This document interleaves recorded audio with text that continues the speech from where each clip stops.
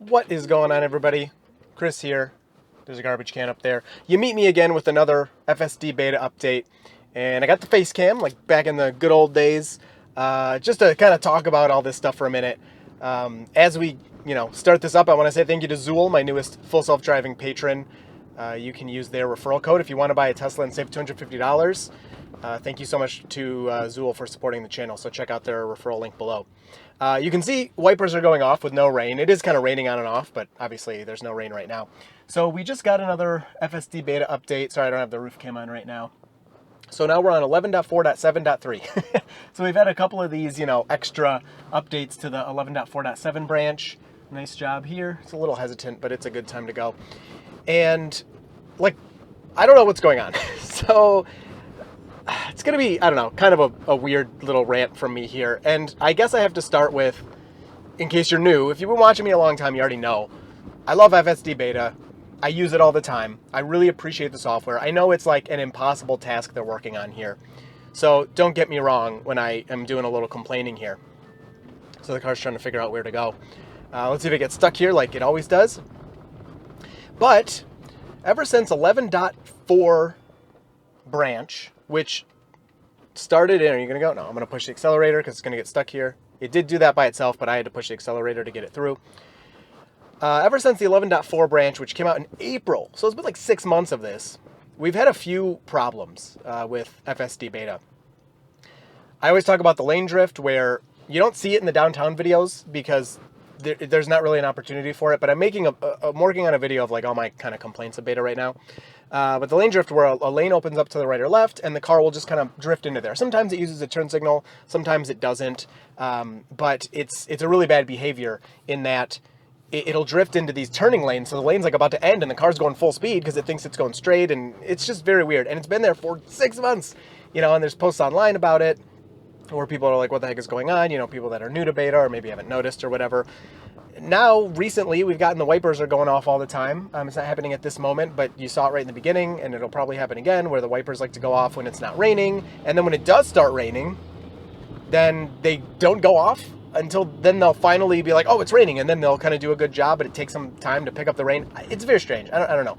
And then now, in just the past couple updates, something I've noticed, which on X people were saying they've noticed this for a while, but I've never noticed it, manually initiated auto lane changes. So the car doesn't want to change lanes on its own, but I want to change lanes, so I turn the turn signal on. Just the car kind of ignores them sometimes, and I haven't been able to get a good example on video yet. I'm working on that. But it happened to me this morning on the way to work where I wanted to change lanes to the right to get out of the passing lane. The car wasn't doing that on its own. Let's take this left turn here. And I turn on the turn signal, and the car's turn signal on. It highlights my lane to the right as it, is planning on doing it. And then it stops. It gets rid of that little highlight mark, which, it shows on the map. Wow, you're really close to that. Okay, good job. A little late, but it did it. And then it just undoes the highlighting, and it just never makes a lane change. And it'll just sit there with the turn signal forever, or sometimes it'll then change lanes in like 30 seconds later or something if I let it wait that long. So all that to say, we're obviously waiting for version 12. I'm obviously sitting here talking while my car drives me around a downtown area, which is mind-blowing. It's amazing stuff going on here.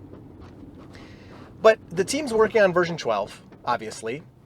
They're also, as we can tell, because we just got an update today, working on version 11 still, like whatever they're doing in the background, because there's no notes on the updates, so I don't know. But there are these repeatable, consistent bugs that are not being fixed, which is, especially with like the lane drift, because I do find that as a bit of a safety concern, because it can be really wild. I actually had it happen to me on the highway one time, going 60 miles an hour. The car drifted into the exit lane and like full speed, and I was like, whoa, like what the heck is going on? Yeah, nice job moving away from that. So it's they're obviously working on version 11 still, but they're leaving these consistent bugs. Now, don't get me wrong, it's not that the car can never make a mistake and blah blah blah. I understand it's beta and I'm in full control and all of that. Oh, that's very nice of her. There's a stick in the road. She's moving out of the road. That was very, very polite.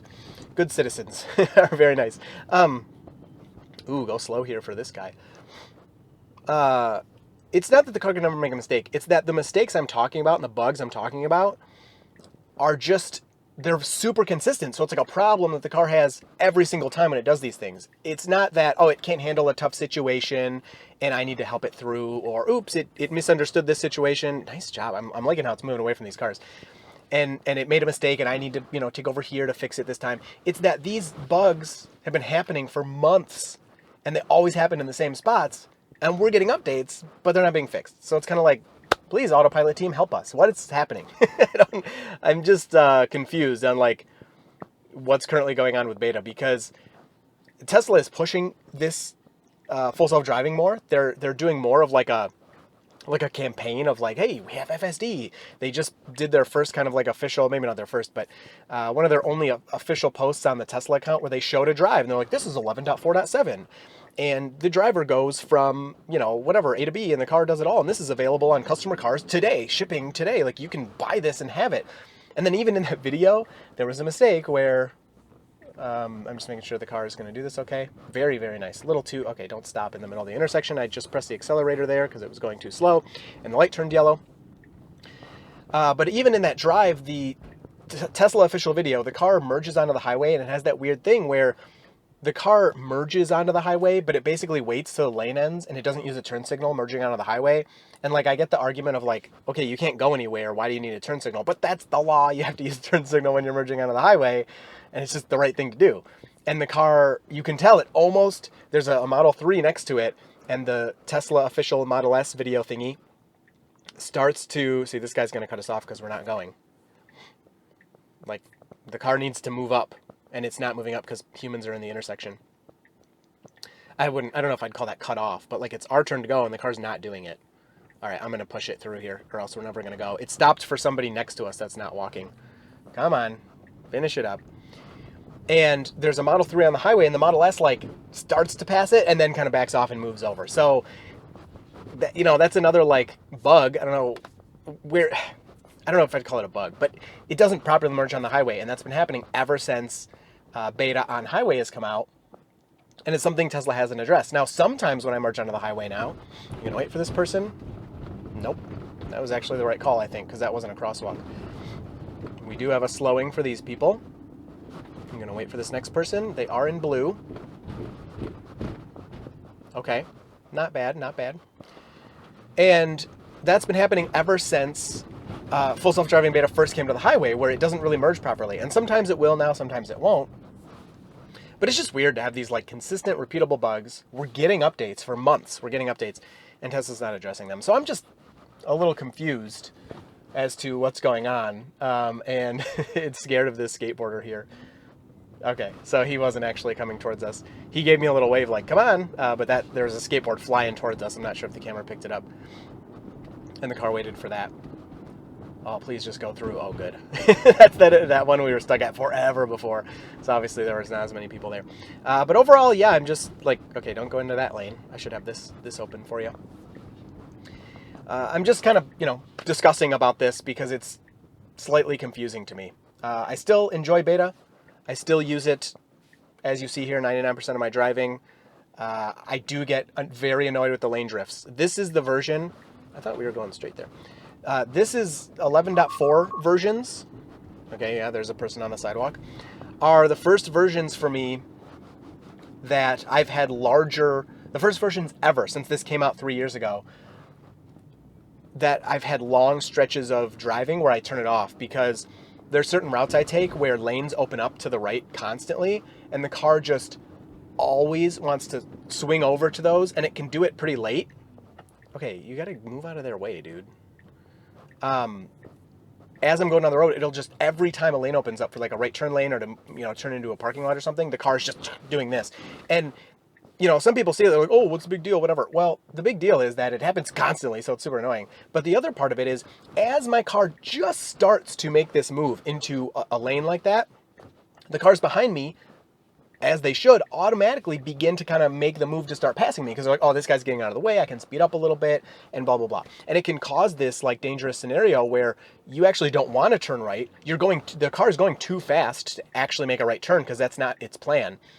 And it gets into that lane going too fast. You either got to slam on the brakes or, take over early enough, which is, of course, what I always do. Yeah, so just kind of sharing all this with you. This is always a tough intersection too. See, that guy's like, screw you, I'm not waiting anymore. Even though it's our turn. Like, I think actually the Tesla was doing fine there. Like, that was handled pretty well. It's just, people are not that patient.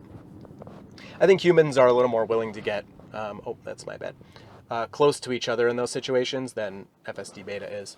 If nobody comes up behind us, I will allow the car to continue here. So when you update the route, it should just continue on its own, which is what it's doing.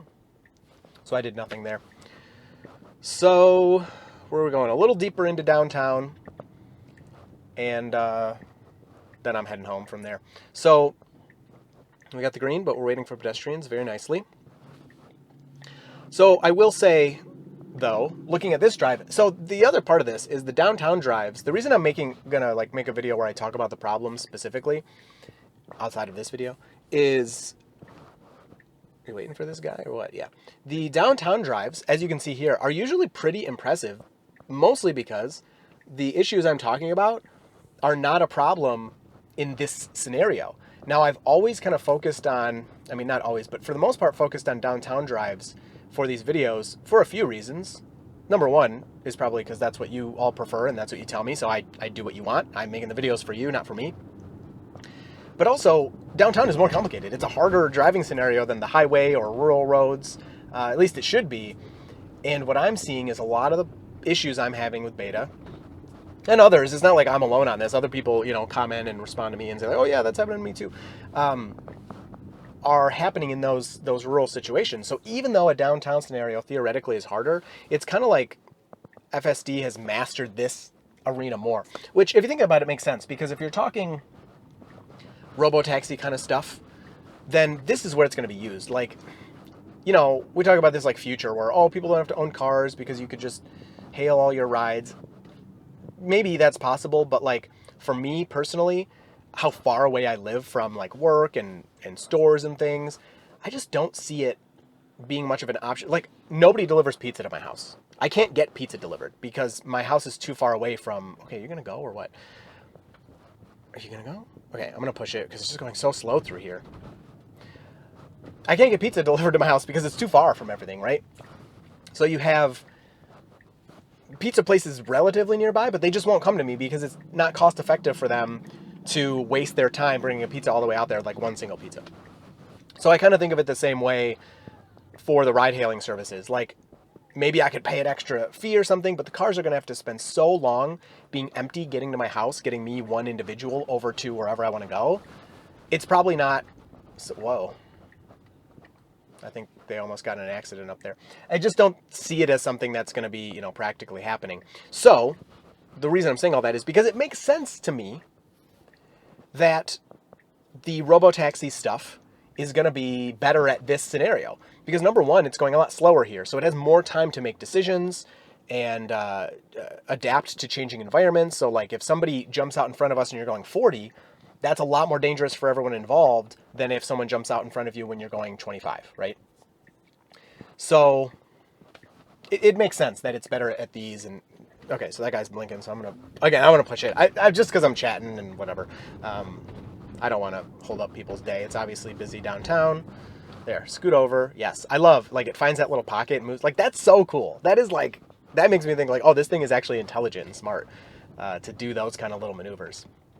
So it's scared of this, these thin roads, these narrow roads. But so it's just gonna wait here. I mean, yeah, I think that's fine. I wouldn't do it, but it's a robot and it's handling it fine. It's just, with the removal of the ultrasonic sensors. Now, I didn't mention in the beginning, this is hardware 3. I have my ultrasonic sensors, but ultrasonic sensors have been disabled in beta for a while. I'm just going to get this last stop out of here and head home. Oh, wow. So that's what humans will do, and that's the robot's not really into that. Those little fine adjustments. Now, if you have a Tesla without ultrasonic sensors, what? Oh, okay, there's people there. If you have a Tesla without ultrasonics, oh, there's the wipers. Waiting for the bike. See, that bike was supposed to stop at that stop sign, and he just blew it. Like, that's wrong. That was very wrong of him. Anyway, if you have a Tesla without the ultrasonic sensors, the park assist is like, not the best. So those tight, narrow road scenarios, I'm not surprised to see the car is timid there. So overall, those are kind of my thoughts. Here's the latest update for you. I mean, on our end, I don't think much is changing. Who knows what Tesla's doing in the background? Maybe they're, implementing things from version 12 that they want to test out in shadow mode. That's always a possibility. I think beta is very solid overall, and they don't have a stop sign. It's gotten to the point where I'm a lot more comfortable, telling, okay, they don't have a stop sign, bro. Oh, it turned off. That's probably my yoke's fault. I think my yoke is a tiny bit unbalanced, and when it does those hard twists like that, it can actually disengage FSD. Okay, move over for the cyclist. They don't like you there. FSD is at a point where outside of those it just bothers me that the bugs are so consistent. Anyway, it's at a point where I do feel a little more comfortable like recommending it to people. Like, at least try it out. If you have a Tesla and you don't have FSD or you've never tried it, like, spend the $200 for a month.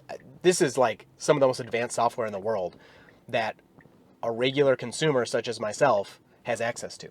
So it's a very cool system, and I think people should check it out. But as a daily user, using it every day, this kind of stuff just kind of wears on you. Outside of that, it's very impressive. So come on. I know this is tough, but let's go here. Now we got a big truck pulling up behind us. Let's see, can you make it? Nice. And I would call that like moderately complicated. You had to get kind of close to, the cement in the middle there. And then you got this guy kind of technically on the wrong side of the road as he's doing his positioning. So whatever, overall, hope you enjoyed this one. I will talk to you down in the comments, and you will see me in FSD beta in future videos. Also, I have a new YouTube channel if you're interested. I will link that above. Check it out. It's about general tech.